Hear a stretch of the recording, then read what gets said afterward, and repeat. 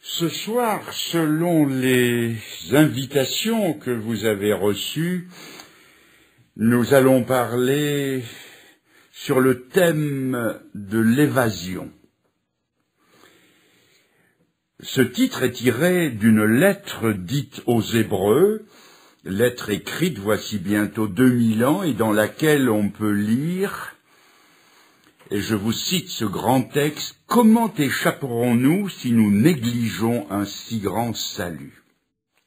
Il y a dans ce verset de la Bible 3 mots-clés, échapper, négliger et salut.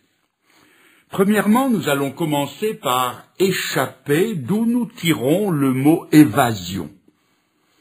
Périodiquement, la liste déjà si longue du dictionnaire s'augmente de quelques mots nouveaux ou bien de mots anciens avec une signification nouvelle. Il en est ainsi du mot échapper ou évasion.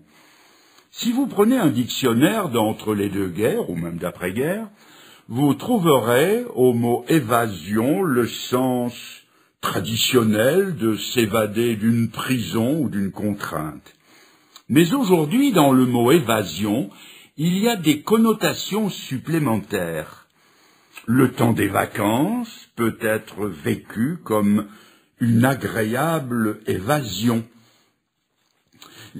L'évasion, c'est chargé de sens, comme par exemple chercher à échapper aux réalités de la vie en construisant autour de soi un monde imaginaire. Voilà l'évasion. Des millions de gens s'évadent dans les vaines rêveries d'une imagination enfiévrée. Et dans ce nombre, il faut inclure les lecteurs et surtout les lectrices des romans dits de 4 sous. En pensée, ils se revêtent des qualités d'un personnage de fiction qui les sort d'une réalité qu'ils ne peuvent plus regarder en face plus longtemps. Débarquant un jour dans une capitale européenne, j'ai vu de grandes affiches très suggestives qui disaient « Évadez-vous de vos soucis en lisant Nous deux, ou Playboy, ou Évasion », etc. Deuxièmement, dans cette catégorie, il faut aussi inclure ceux qui usent et qui abusent des euphorisants ou des tranquillisants que l'on a aussi appelés les pilules du bonheur. Bientôt, on pourra aller chez le pharmacien et lui dire « Monsieur l'apothicaire, mettez-moi pour 5 € de bonheur en pilule ». Dans cette catégorie, il faut aussi relever la tentative d'évasion du fils prodigue de la célèbre parabole. Bien avant de partir pour son pays éloigné, il était comme beaucoup de jeunes, un rêveur de plein jour. Il rêvait tout éveillé, tandis qu'il mordillait le bout de son crayon en faisant ses devoirs d'école ou de lycée. Il rêvait à un pays lointain où il finit par s'échapper de la maison de son père. Et quand il atteignit ce pays, il dut se rendre compte que nul ne peut s'évader de la droiture sans être happé par le péché, et que personne ne peut semer au vent de l'imagination sans récolter tôt ou tard la tempête du jugement. C'est ce que fit aussi le roi David. Il s'évada de la droiture avec la femme d'un de ses principaux officiers, et lui aussi, il a récolté la tempête du jugement. Deuxièmement, il y a des millions de personnes qui s'évadent de la réalité des choses et de la vie par les moyens que leur permet leur fortune. Mais la réalité ne s'oublie pas avec de l'alcool, du vin, des stupéfiants. Elle ne s'oublie pas avec la seringue ou au bout d'un voyage psychédélique ou à Katmandou.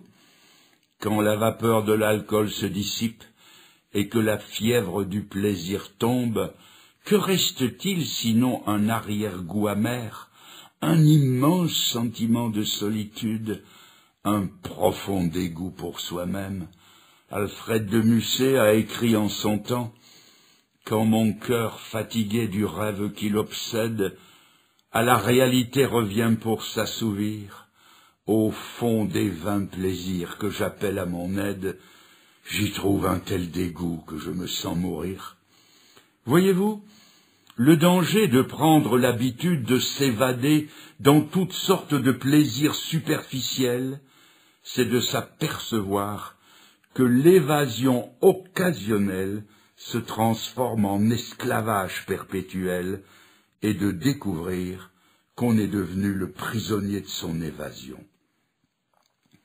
Troisièmement, il y a un sentiment quasi général qui consiste à s'évader de la réalité de la vie et des choses de cette vie en se calfeutrant derrière toutes sortes de systèmes de sécurité. Je connais des gens dont l'obsession constante est d'aller déposer des billets de banque sur un compte, et à partir de ce moment-là, et pour rien au monde, même s'ils en ont besoin, ils n'iront rechercher ce qu'ils y ont déposé. Pourquoi? Mais parce qu'ils ne se sentent en sécurité que dans la mesure où ils ont assuré leurs arrières. Je voudrais qu'on me comprenne bien. S'il y avait parmi mes lecteurs un panier percé, quelqu'un qui ne sait pas garder 1 euro sans le dépenser, je lui recommande d'aller vers la parole de Dieu qui dit « Va vers la fourmi paresseux ». Non, le Seigneur n'est pas contre l'épargne, mais il nous met en garde contre cette tendance à nous laisser envoûter par l'unique attrait de l'argent pour nous évader de la réalité de la vie. L'attrait de la fortune serait-il suffisant pour nous maintenir dans un perpétuel rêve bleu? L'un des hommes les plus riches du monde s'appelait Rockefeller. Beaucoup de gens l'enviaient quand ils le voyaient passer assis sur les coussins arrière de son immense limousine. Mais ce que l'on savait moins bien, c'est que cet homme qui ne connaissait pas l'immensité de sa fortune souffrait de maux d'estomac chroniques et qu'il disait parfois à son chauffeur « Je donnerais volontiers la moitié de ma fortune pour un bon estomac ». Le livre de l'Ecclésiaste dit au chapitre 5 et verset 9 « Celui qui aime l'argent n'est pas rassasié par l'argent, et celui qui aime les richesses n'en profite pas. » On parle beaucoup aujourd'hui des droits de l'homme, mais on ne parle plus guère des droits de Dieu. Et pourtant Dieu a des droits sur nous, et beaucoup veulent échapper aux droits de Dieu par une attitude de suffisance. La voix de Dieu est étouffée par la voix de leur propre justice. Devant eux, la croix de Jésus-Christ et son message rédempteur s'estompent, et il n'y a plus de place que pour eux-mêmes. Ils se drapent orgueilleusement dans le suaire de leur propre justice, celle de leurs bonnes actions ou prétendues bonnes actions, et aux objections de la Bible, comme par exemple « il n'y a pas de juste, pas même un seul », ils répondent comme les Juifs autrefois. Lorsque Dieu leur disait dans le dernier livre de l'Ancien Testament « Je vous ai aimés », ils répondaient « En quoi nous as-tu aimés ?» Dieu disait « Vous me méprisez », et ils répondaient « Mais en quoi te méprisons-nous » Dieu disait « Revenez à moi ». Et ils répondaient « Mais en quoi reviendrions-nous à toi ?» Vous me fatiguez, disait l'Éternel. Et il disait, en quoi te fatiguons-nous? Vous me trompez, disait le Seigneur. Et il disait, en quoi te trompons-nous? Ainsi beaucoup d'hommes aujourd'hui se couronnent maîtres de leur vie et de leur destinée. Ils se parent du titre de bon, d'aimable, de juste. Mais la Bible dit, beaucoup d'hommes proclament leur bonté, mais un homme vraiment fidèle, où le trouvera-t-on? Non, il n'y a pas d'évasion dans la propre justice. Quatrièmement, beaucoup aujourd'hui tentent d'échapper au fait écrasant du péché en disant qu'ils n'ont pas de péché. ou s'ils doivent reconnaître que, quelque part, ils ont transgressé l'ordre de Dieu, ils essaient d'en minimiser les conséquences. Ils veulent s'évader des devoirs qu'ils n'ont pas envie d'accomplir, en disant que leur conscience ne leur reproche rien. Et si leur conscience leur fait d'éventuels reproches, ils essaient de se convaincre que s'il y a un ciel, ils ont bien mérité d'y entrer.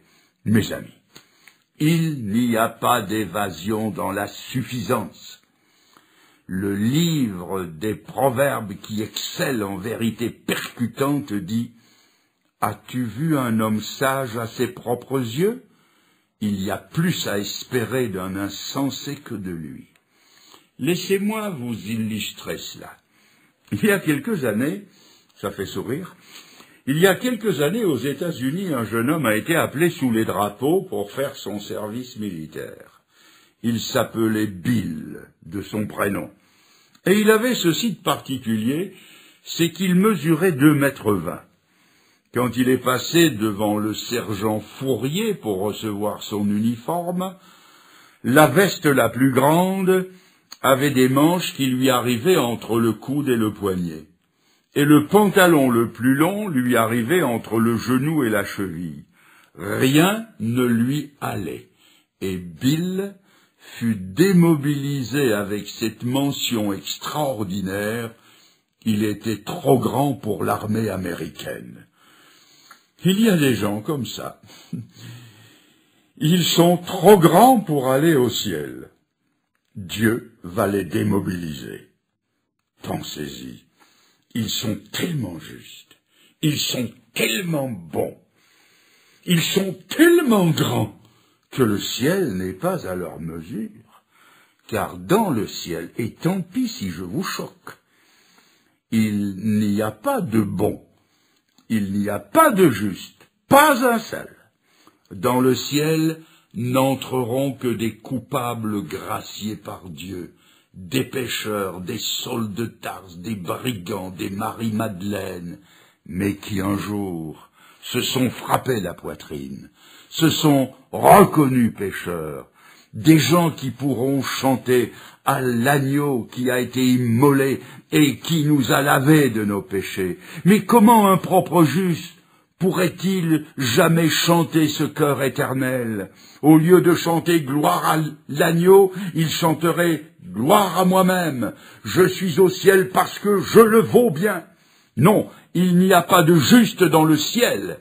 Et ceux qui s'estiment assez bons, assez grands, assez purs pour y entrer, n'y entreront jamais. On y entre par la porte étroite, par le chemin resserré, par la porte des brisés. On entre dans le ciel en se frappant la poitrine. Mea culpa, c'est-à-dire le coupable, c'est moi. Cinquièmement, ils sont de plus en plus nombreux dans notre société occidentale, ceux qui veulent échapper aux réalités de la vie en ayant recours au suicide. Le suicide, ou le pseudo-suicide, a été très à la mode à Hollywood, la cité créatrice de rêves et d'évasion. De jeunes starlettes en mal de publicité prenaient un tube de barbiturique et téléphonaient aussitôt au médecin. « Allô, docteur, je viens de me suicider », ce qui permettait au docteur d'arriver à temps, de faire un lavage d'estomac, et cela leur donnait une publicité gratuite. Mais l'une d'entre elles, qui n'avait plus besoin de publicité, qui avait le monde du spectacle à ses pieds, a aussi pris les barbituriques, et on la retrouvait morte, avec la main sur son téléphone blanc.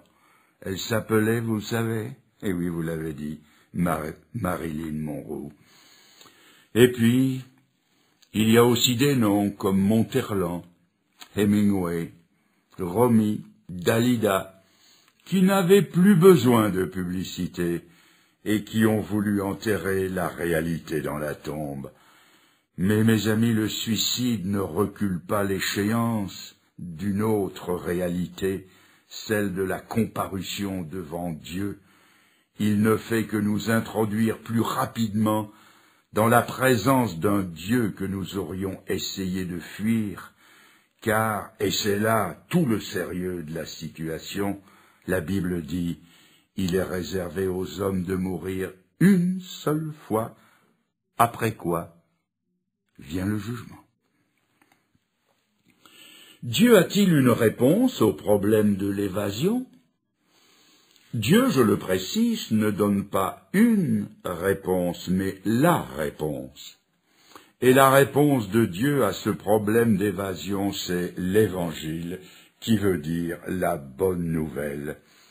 L'Évangile, ce n'est pas une fuite, ni une évasion. L'Évangile n'est pas l'opium des peuples, comme certains l'ont prétendu. Dieu ne propose pas d'évasion, d'opium aux réalités de la vie, de la mort et de l'éternité. Dieu nous propose l'Évangile, qui introduit la réalité de Jésus-Christ dans les réalités de la vie, de la mort et de l'éternité. Et une fois Jésus-Christ introduit dans ces choses, elles prennent un aspect différent. Avec Jésus dans le cœur, la vie, je n'ai plus à la subir, je peux enfin la vivre. Et croyez-moi, c'est tout autre chose. C'est comme ceux qui fréquentent les cultes de l'Église sans être convertis, ils subissent le culte. Mais quand on est né de nouveau, on ne le subit plus, on le vit. De même, quand Jésus-Christ est introduit dans la réalité de la mort, cette camarde, change de visage. L'apôtre Paul, en parlant de la mort, pouvait dire « absent du corps, présent avec le Seigneur ». Il écrira à ses amis avec qui il aurait aimé rester, et il dit « je ne saurais dire ce que je dois préférer, je suis pressé des deux côtés, j'ai le désir de m'en aller et d'être avec Christ, ce qui est de beaucoup meilleur ». On trouve ça dans l'Épître aux Philippiens au chapitre 1. Quand Jésus est introduit dans la notion de l'éternité, tout change aussi, car la Bible dit « il n'y a plus aucune condamnation pour ceux qui sont en Jésus-Christ ». Et la Bible ajoute en 2 Corinthiens 5 que celui qui est en Christ est une nouvelle créature, que les choses anciennes, sous-entendues auxquelles on essaie d'échapper, ces choses sont passées et sont devenues nouvelles. Il y a peut-être quelqu'un qui, en m'écoutant, se tient sur la réserve et pense que tout cela, tout ce que je dis, c'est de la poudre aux yeux, et ajoute à mon adresse, Fernand Legrand, vous nous dites que quand on se donne à Jésus-Christ, tout devient nouveau, et que la réalité de Jésus-Christ, une fois introduite dans la vie, la mort et l'éternité, tout change. Eh bien, commençons par la vie, vous me dites. Supposons qu'à la fin de cette réunion, supposons que le cœur touché, dans le moment de recueillement que vous allez proposer, comme vous le faites chaque fois, que dans ce moment-là, je dise à Dieu dans une prière sincère, eh bien oui, Seigneur, dans la main que tu me tends, je mets la mienne et je me donne à toi, je t'accepte pour mon sauveur. Qu'est-ce qu'il y aura de changé? Vous allez me dire, est-ce que le monde sera changé pour autant? Est-ce que mon contremaître ou mon professeur que je vais rencontrer demain sera changé? Est-ce que mes enfants vont être changés? Est-ce que la société va changer? Les gens que je vais côtoyer, qui sont souvent ennuyeux, grincheux ou mal embouchés, vont changer? J'ai anticipé votre question. Et ma réponse est celle-ci. Bien sûr que non. Ce n'est pas eux qui vont changer, c'est vous. Dieu n'a jamais promis à un converti qu'un tapis rouge allait se dérouler devant lui et que les autres allaient changer. Ce qu'il a promis, c'est de le changer lui, et du coup, pour lui, tout change. Quand un libertin se convertit, le Seigneur ne retire pas toutes les jolies filles de la circulation, mais il le change lui. Ce qui change, c'est sa façon de les regarder. Quand Dieu sauve un avare, il ne retire pas tous les billets de banque de la circulation, mais il change sa façon de regarder les billets de banque. C'est-à-dire que quand Dieu sauve quelqu'un, ce n'est pas les autres qu'il sauve, c'est lui. Il le change vis-à-vis des siens, de sa famille, de ceux qu'il côtoie dans son voisinage ou sa profession. C'est lui qui est changé, pas les autres. Quand je me suis converti, ce n'était pas pour que les autres changent, mais pour que moi je change. Et du coup, tout a changé dans ma vie, forcément. C'est ça l'évangile, le vrai et le seul vrai. Quelle misère! Si les autres changeaient et pas moi, je serais encore plus misérable qu'avant si les autres étaient changés et moi pas. Heureusement que l'amour de Dieu commence par moi. Il m'aime tellement que c'est par moi qu'il commence, et c'est cela le salut de Dieu. Ce salut qu'il nous offre introduit déjà le ciel dans la vie, il introduit le ciel dans la mort.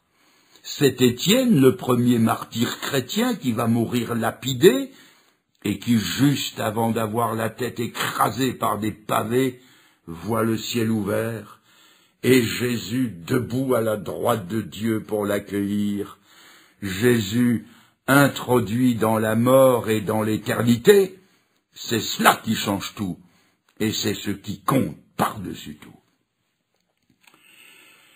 Mais devant ce salut qui nous est offert, notre attitude peut être celle de ce deuxième mot-clé, la négligence. Comment échapperons-nous si nous négligeons un si grand salut? La négligence est un petit mot à l'air inoffensif. La négligence n'a jamais été coupable d'une mauvaise action, jamais. Mais à cause d'elle, des vies ont péri, des trains ont été mis en pièces, des navires ont sombré, des villes ont brûlé, des batailles ont été perdues et des empires se sont effondrés. La négligence n'a jamais porté un coup, mais à cause d'elle, des foyers ont été brisés. L'amour s'est refroidi, des larmes ont coulé, et des pères et des mères au cœur brisé sont descendus dans la tombe. La négligence n'a jamais conçu une seule mauvaise action, mais à cause d'elle, du talent et du génie n'ont pas pu s'épanouir. La courtoisie, l'amabilité ont failli, et des promesses de succès se sont transformées en désastres. Combien de fois ne suis-je pas passé en Belgique près de la butte du Lion à Waterloo? Et comme j'étais un peu passionné par l'histoire de la Révolution et du Premier Empire, c'est toujours avec un petit pincement au cœur que, sans approuver, je pensais à cette bataille épique. L'empereur avait devant lui les alliés commandés par Wellington. Sur son aile droite, à 20 kilomètres de là, il avait gardé une partie de son armée sous le commandement du maréchal Grouchy, qui était censé contenir les Prussiens de Blücher au plus fort de la bataille, tandis que les généraux, les subordonnés de Grouchy, le pressaient de marcher au canon. Il picorait dans son assiette en répondant négligemment « Je n'ai d'ordre à recevoir de l'empereur ». Et tandis que la France du Premier Empire s'écroulait, Grouchy a non seulement laissé passer les Prussiens, mais il est rentré en France avec 15 000 hommes qui n'avaient pas tiré un seul coup de feu. Un dictionnaire ancien que j'ai lu rapporte que plus tard, comparaissant devant une commission militaire, je cite, « sa négligence coupable lui fut sévèrement reprochée, la négligence ». Au mois d'avril 1912, le plus luxueux paquebot du monde faisait la traversée de l'Atlantique. Le capitaine Smith fut averti de la présence des icebergs, mais il négligea l'avertissement, et voulant battre les records de traversée, Il maintint la vitesse, et l'histoire a fini comme chacun sait.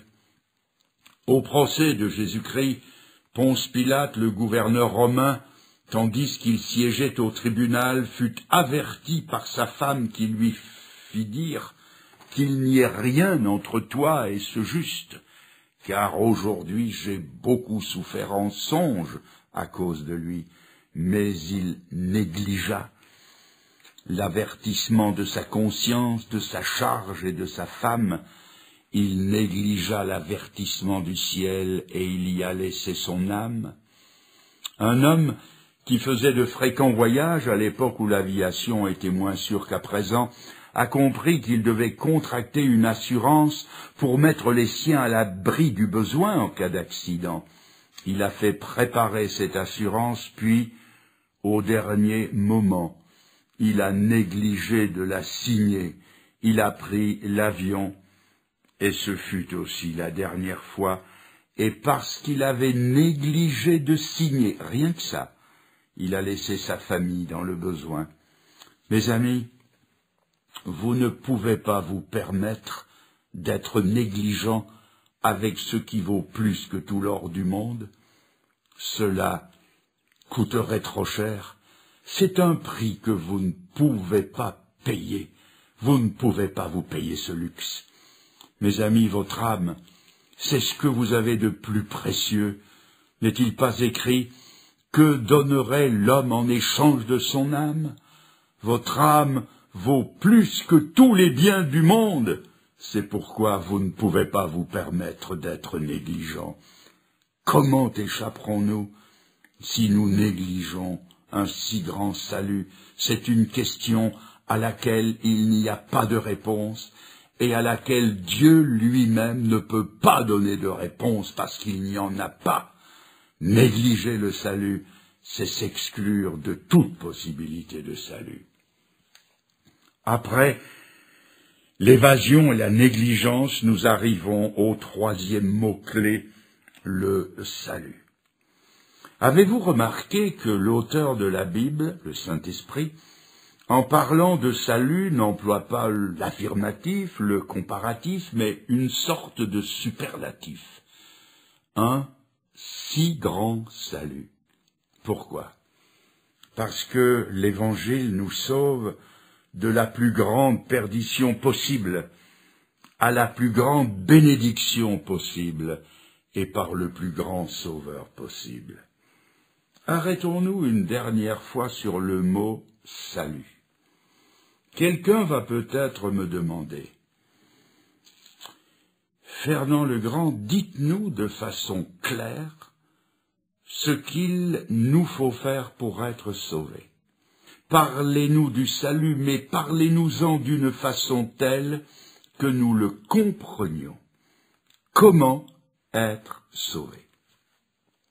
Supposez que, dans cette grande salle où nous nous trouvons, qu'il s'y déclare subitement un incendie. Un de ces grands incendies qui font la une des journaux et un grand nombre de victimes. Que faudrait-il faire pour être sauvé? Il faudrait faire 4 choses. La première, croire que vous êtes perdu si vous restez dans le bâtiment. Et ça, vous le croirez d'autant plus vite que vous aurez plus chaud. Mais encore faut-il le croire. Or, dans le domaine de l'âme, tout le monde ne le croit pas. Si on reste dans l'état où l'on est, si on ne se convertit pas, si on ne naît pas de nouveau, si on partage les faux plaisirs et les péchés du monde, on va périr avec le monde et subir la condamnation qui, immanquablement, va tomber sur le monde. Est-ce que vous le croyez? Tout est là. C'est le premier point. C'est de croire que si vous restez dans l'état où vous êtes, si vous continuez à vivre comme vous avez toujours vécu, vous êtes perdu. La deuxième chose à faire pour échapper au feu, c'est de croire que la porte de secours qui est là au bout est la seule issue et qu'il n'y en a pas d'autre. Pour être sauvé, il faut croire qu'il n'y a pas d'autre issue de secours que Jésus-Christ, Et c'est clairement dit, il n'y a de salut, dit l'apôtre Pierre, il n'y a de salut en aucun autre, car sous le ciel il ne nous a été donné aucun autre nom par lequel nous puissions être sauvés. Je suis le chemin, la vérité et la vie, nul ne vient au Père que par moi, dit Jésus. Dieu nous a donné un sauveur qui a dit « Je suis la porte ». Croyez-vous ce deuxième point? Mais croire que Jésus est la porte de sortie vers le salut, cela ne sauve pas encore. Vous pouvez croire ces deux choses, que si vous restez et que si Jésus est la porte, vous pouvez croire ces deux choses et périr. La troisième chose, c'est qu'il faut prendre la résolution de quitter l'endroit où l'on est et de passer par la porte. C'est peut-être le plus dur. Quitter le monde du péché et faire comme le fils prodigue. Il a dû prendre sa résolution intérieure, quitter ses cochons, et je ne plaisante pas. Il y a beaucoup de cochons à quitter dans le monde, ne serait-ce que la pornographie si répandue aujourd'hui. Personnellement, j'ai dit comme Job, j'ai fait un pacte avec mes yeux. Je l'ai fait, ce pacte, parce qu'il faut quitter ces cochonneries-là, comme aussi l'horoscope, la mauvaise langue, les mauvais sentiments, le fichu caractère, et j'en passe. Ce qu'il faut faire, c'est prendre cette résolution comme le fils prodigue qui a dit « Je me lèverai et j'irai vers mon père et je lui dirai « Père, j'ai péché contre le ciel et contre toi ». Mais surtout, il y a une chose à ne pas faire, c'est de prendre la résolution de se lever et de rester assis. J'ai connu un homme qui est venu me trouver à l'issue d'une des réunions comme celle-ci, c'était un pauvre ivrogne, qui s'est mis à pleurer sur son péché, sur son passé, il s'est mis à gémir, puis à crier à tue-tête vers le ciel. De ma vie, je n'ai jamais été témoin d'une pareille repentance, en tout cas aussi tonitruante, mais 5 minutes après, il était attablé en face de son cochon favori, l'alcool. C'est-à-dire qu'il avait dit « je me lèverai », mais il est resté bien assis. Et la quatrième chose à faire pour être sauvé, c'est de passer par la porte, c'est de passer par la conversion, c'est d'accepter Jésus-Christ comme son sauveur personnel. Et ces 4 choses, vous pouvez les faire en un instant, en cet instant. Il n'en a pas fallu plus aux brigands crucifiés à côté de Jésus. Déjà cet homme sentait la morsure des flammes de l'enfer lui lécher l'âme, et à 2 doigts de tomber dans l'abîme dont on ne sort plus, il a crié « Souviens-toi de moi quand tu viendras dans ton règne ». Et à l'instant, son salut éternel était scellé par le grand acquittement. Aujourd'hui, tu seras avec moi dans le paradis. Le salut, c'est comme le mariage. C'est une grande affaire, le mariage. Mais combien de temps faut-il pour être marié? 1 seconde. Il suffit de dire, mais de dire oui. Et le salut, c'est ça. C'est de lui dire, au Seigneur, de lui dire oui. Le salut, c'est selon la Bible, le mariage, l'union de notre âme avec celle de Jésus-Christ.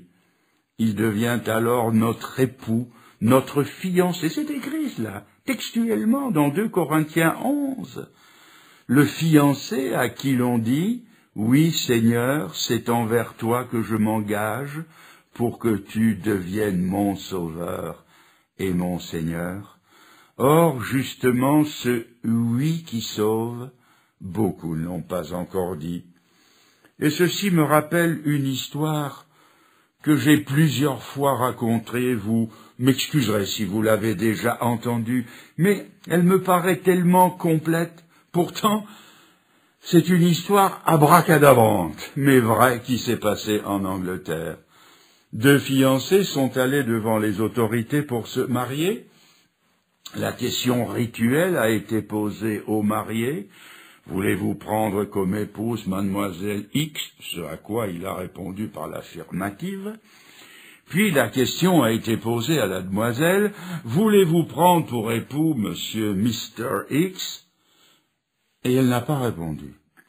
L'officier d'état civil, croyant qu'elle n'avait pas compris, a répété la question, mais elle n'a pas répondu. Il a insisté une troisième fois en lui soufflant, dites oui. Mais elle n'a rien répondu, elle n'a pas dit oui. Et la cérémonie a dû être annulée. Les invités confus sont rentrés chez eux. Des journalistes sont venus trouver la jeune fille et lui ont posé la question, mais pourquoi n'avez-vous pas dit oui? Et savez-vous ce qu'elle a répondu? Elle a répondu, mais je n'ai pas dit non. Elle n'avait pas dit non. Mais c'était comme si elle avait dit non. Et cela, c'est peut-être votre cas. Vous n'avez pas dit non à Jésus-Christ. Bien sûr que vous n'êtes pas des mécréants, ni des athées, ni des malfrats. Vous n'irez jamais en prison. Et c'est peut-être même avec un certain plaisir que vous êtes venus ici ce soir. Vous n'avez pas dit non à Jésus-Christ, mais tout le drame est là. C'est que vous ne lui avez pas dit oui, Seigneur. Et si vous ne lui avez pas dit oui, c'est comme si vous lui aviez dit non. Est-ce que vous avez saisi le côté infiniment sérieux de la chose? Comment échapperons-nous si nous négligeons un si grand salut, si nous négligeons de lui dire oui? Vous en êtes peut-être encore là, au stade de la négligence et de l'indécision. Alors maintenant, dans les dernières minutes de notre rencontre, puissiez-vous lui dire, et je vous invite à lui dire, à lui parler vous-même, d'avoir un moment de recueillement, et peut-être aimeriez-vous que je vous aide. Bien sûr, c'est une affaire personnelle entre vous et lui, mais peut-être que vous avez quelques difficultés à trouver les mots, alors dans ce moment où nous courbons la tête, où nous nous recueillons, dites-lui, et vous pouvez silencieusement, intérieurement, lui répéter, Seigneur, dites-lui, Seigneur, pardonne ma négligence,